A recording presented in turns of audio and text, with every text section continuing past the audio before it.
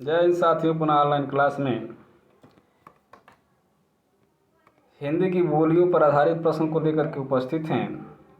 अगले वीडियो में हम लोग देखे थे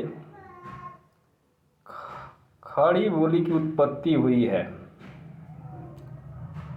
तो खड़ी बोली की उत्पत्ति सरसेनी अपभ्रंश से हुई है।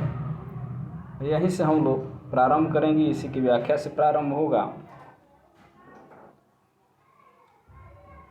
यहाँ पे दिया है खड़ी बोली।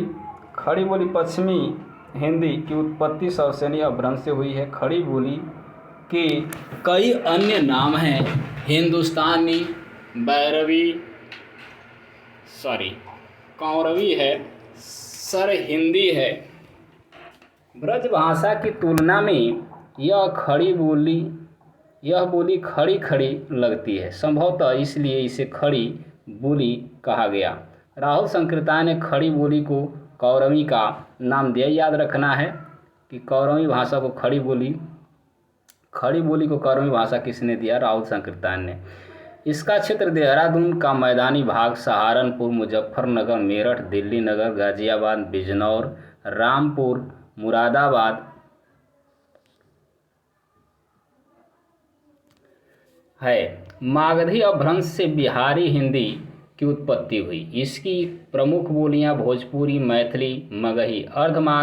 मागधी अपभ्रंश से पूर्वी हिंदी की उत्पत्ति हुई। इसकी मुख्य बोलियां हैं अवधी, बघेली तथा छत्तीसगढ़ी।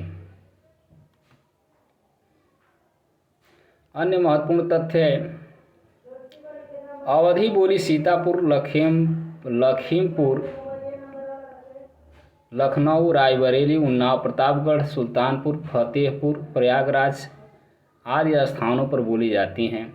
मारवाड़ी बोली की कई उपबोलियां हैं, जिनमें ठटकी, थाली, बीकानेरी, वागड़ी, शेखावटी, मेवाड़ी, खैराड़ी, सिरोही आदि हैं।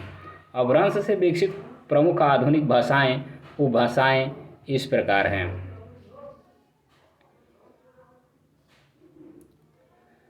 अपभ्रंश आधुनिक भाषाएं एवं उपभाषाएं: सरसेनी पश्चिमी हिंदी, राजस्थानी, पहाड़ी, गुजराती।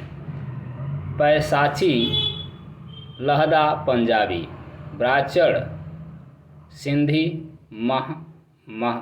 महाराष्ट्री मराठी, मागधी बिहारी, बंगाली, उड़िया यानी उड़िया असमिया और अर्धमागधी से पूर्वी हिंदी। पूर्वी हिंदी की उत्पत्ति किस अपभ्रंश से हुई है? तो ये है अर्धमागधी।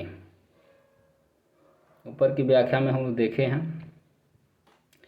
हिंदी की बोलियों में महत्वपूर्ण स्थान रखने वाली कौरवी किस उपभाषा के अंतर्गत आती है? तो ये आती है पश्चिमी।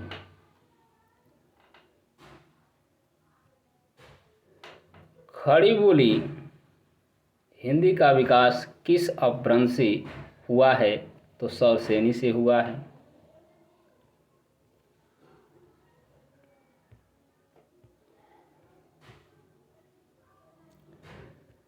अगला प्रश्न है, सरसेनी अपभ्रंश के अंतर्गत आने वाली भाषा नहीं है, तो वो है सिंधी। अगला प्रश्न है, निम्नलिखित आधुनिक भाषाओं में से किसका संबंध अपभ्रंश की पैसाची बोली से है? तो यह है पंजाबी।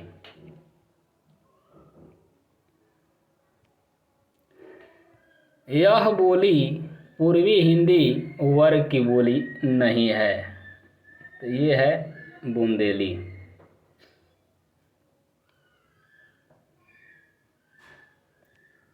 अगला प्रश्न है, सिंधी भाषा का विकास अपभ्रंश की किस बोली से माना गया है?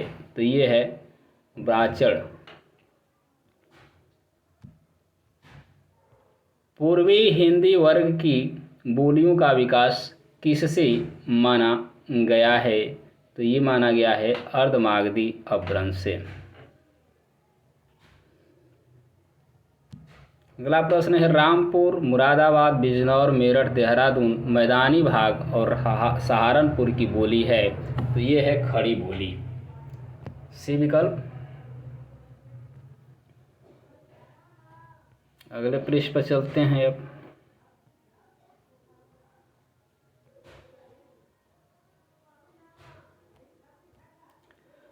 पूर्वी हिंदी की बोलियों का विकास हुआ है, किससे हुआ है, तो अर्धमागधी से, यानी बी विकल्प सही है। खड़ी बोली हिंदी का विकास किस भाषा से हुआ है, तो अपभ्रंश से हुआ है। दिल्ली व मेरठ के आसपास की बोली का क्या नाम है, तो खड़ी बोली नाम है। ऊपर की व्याख्या में हम लोग देखे हैं। सहारनपुर, मेरठ, बिजनौर किस बोली के क्षेत्र में आते हैं, तो ये आते हैं खड़ी बोली। बिहारी हिंदी का विकास किस प्राकृत या अपभ्रंश से माना गया है, तो ये माना गया है मागधी। हिंदी खड़ी बोली किस अपभ्रंश से विकसित हुई है, तो खड़ी बोली सौरसेनी से।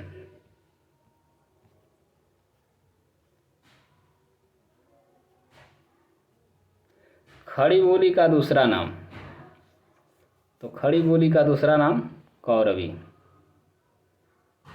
कौरवी भाषा का उदय किससे हुआ है, तो पश्चिमी हिंदी से।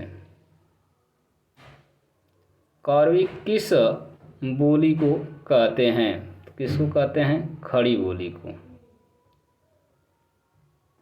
बिहारी हिंदी की बोली का नाम, तो बिहारी हिंदी की बोली का नाम है